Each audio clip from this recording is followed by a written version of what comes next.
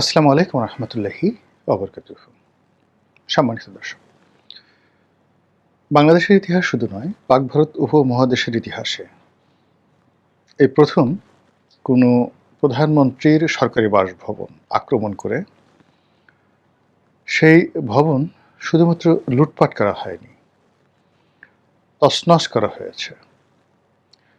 এবং সেই ভবনকে তুচ্ছ এবং তাচ্ছিল্য করা, মানে প্রধানমন্ত্রীর বাসভবনকে তুচ্ছ এবং তাচ্ছিল্য করার মাধ্যমে প্রধানমন্ত্রীর পদটিকে এতটা খেলনা বানিয়ে দেওয়া হয়েছে।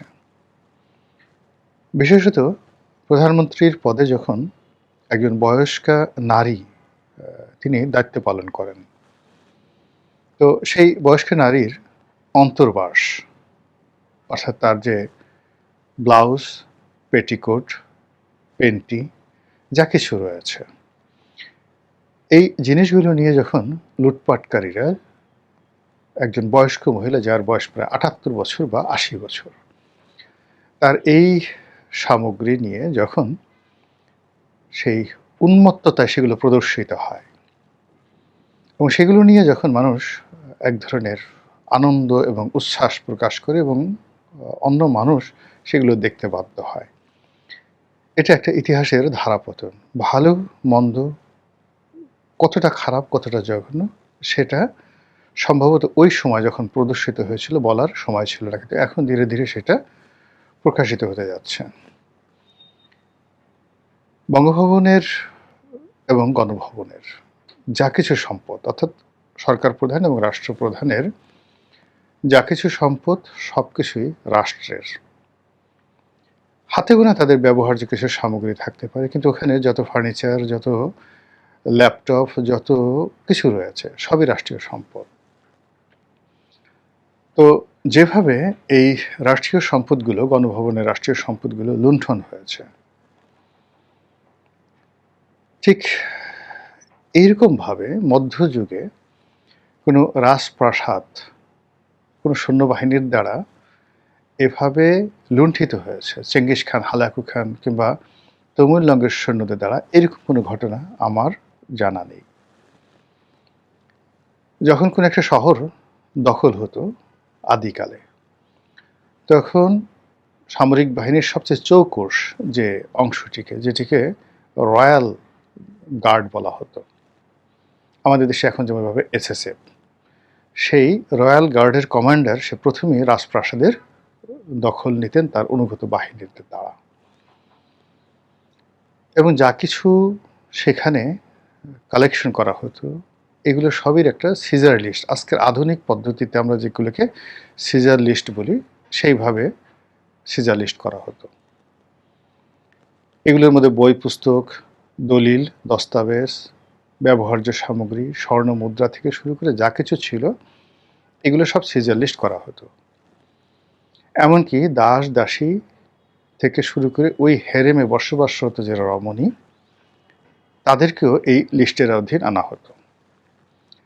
তারপর সেগুলো কোনটা রাজা নেবেন, কোনটা সেনাপতি নেবেন, কোনটা সাধারণ সৈন্যরা নেবেন, আর কোনটা বাজারে বিক্রি করবেন, আর কোনটা যে বিজয়ী রাজা তার রাজকোষে জমা হবে, এটার একটা লিখিত বিধান ছিল।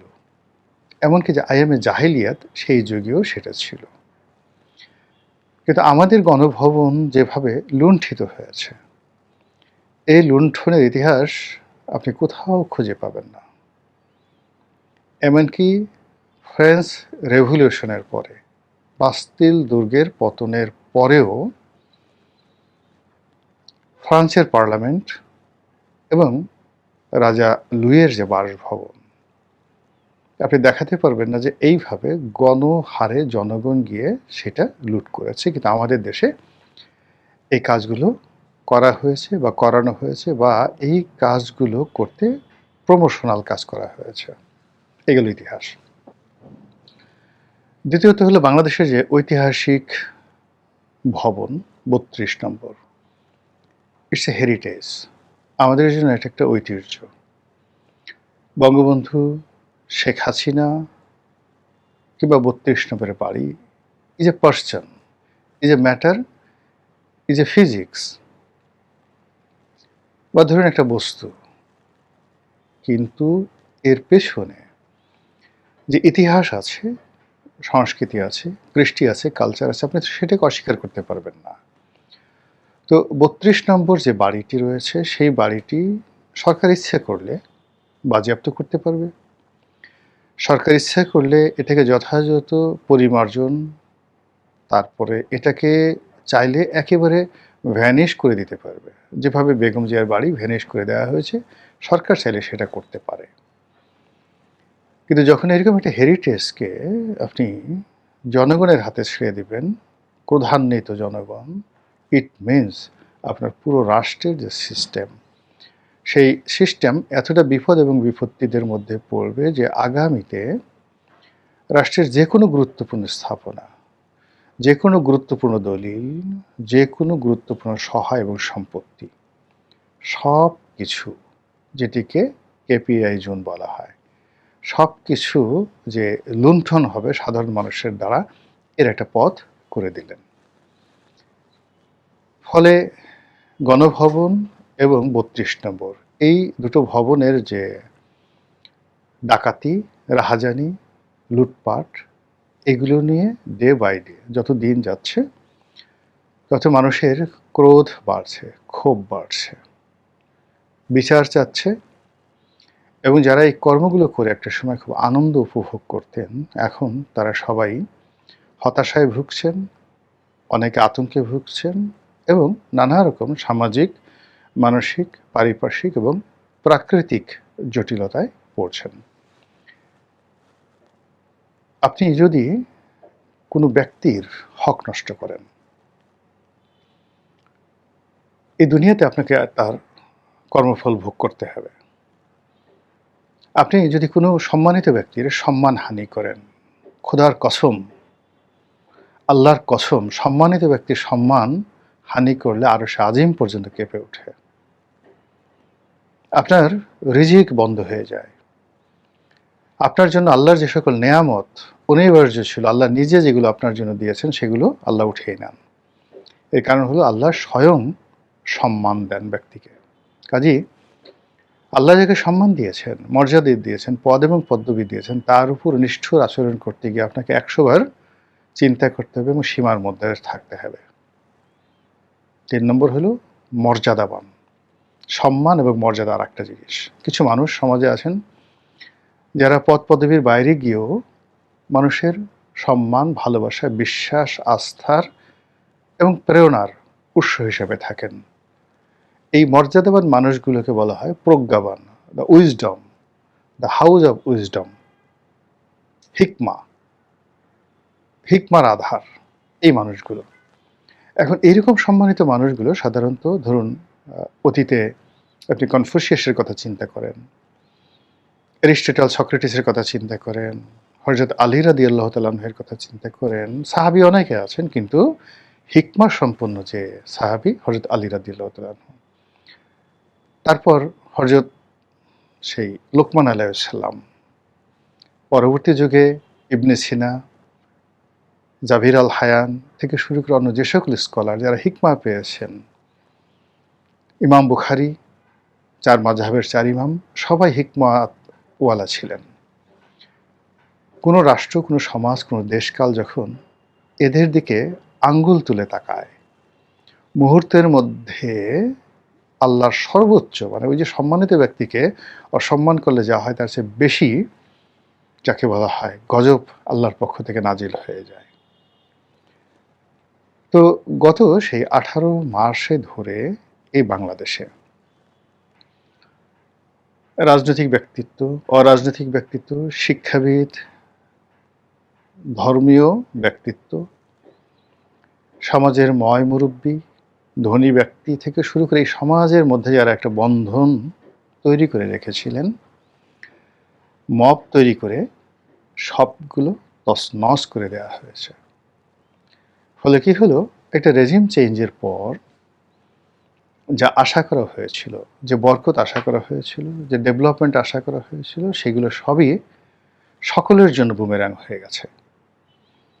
মানে যারা এটার সুবিধাভোগী তারা, যারা সাধারণ জনগণ তারা, যারা দেখেছে তারা, যারা এর কাছাকাছি গেছে প্রায় সবাই এখানে মজলুম হয়ে পড়েছে। এই সমাজ তাদেরকে ধারণ করতে পারছে না এবং আমাদের এই সমাজে এখন এতগুলো বিষয় কিলবিল, কিলবিল করছে। এতগুলো সমস্যা যে একটু তাকিয়ে দেখেন যে এই সমস্যাগুলো থেকে আপনি আমি কেউ কিন্তু বাঁচতে পারছি না। এজন্য যখন অন্যায় হয় তখন সমস্বরে প্রতিবাদ করতে হয়। আর যখন ভালো কাজ হয় সমস্বরে সেই ভালো কাজের প্রশংসা করতে হয়।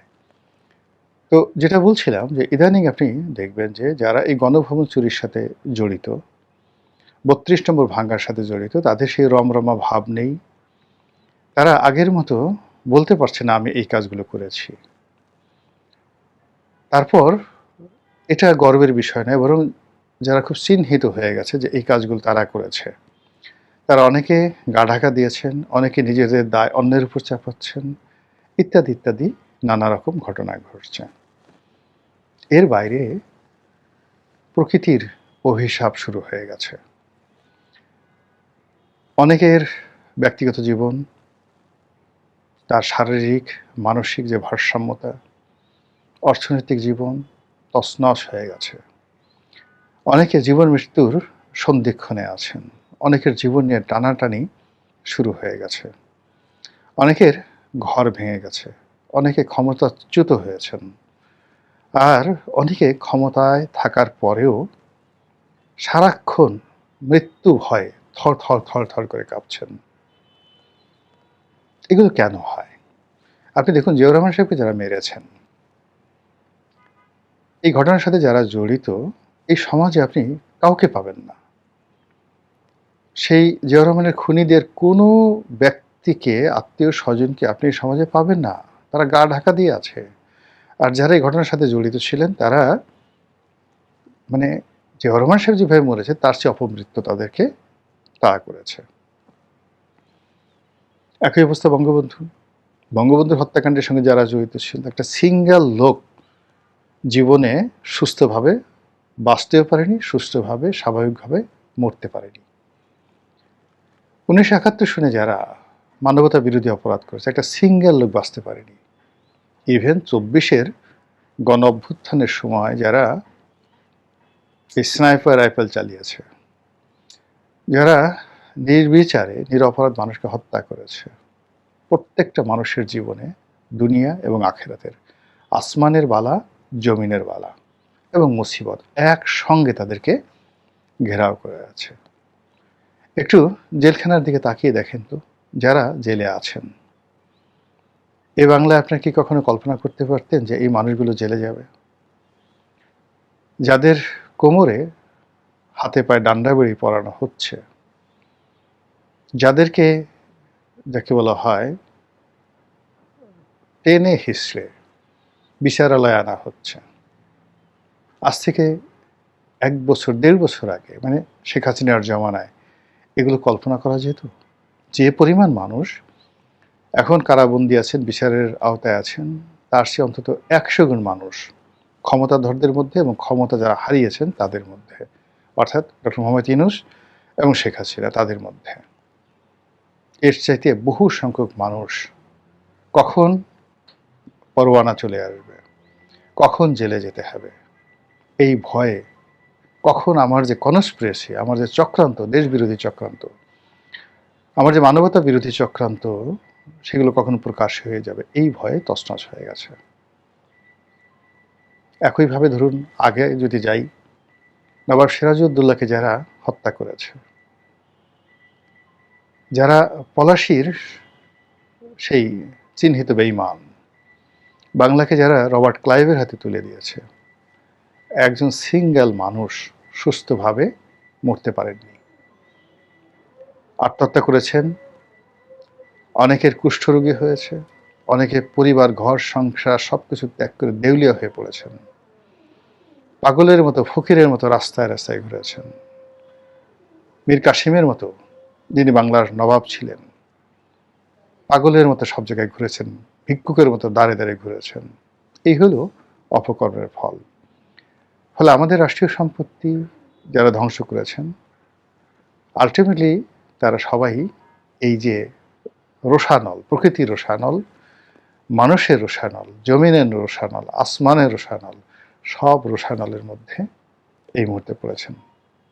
আল্লাহ অনাগত দিনে আমাদেরকে এই ধরনের বিপদ এবং বিপত্তি থেকে রক্ষা করুন, হেফাজত করুন এবং দয়া করুন। আসসালামু আলাইকুম রহমতুল্লাহি ওয়া বারাকাতুহু।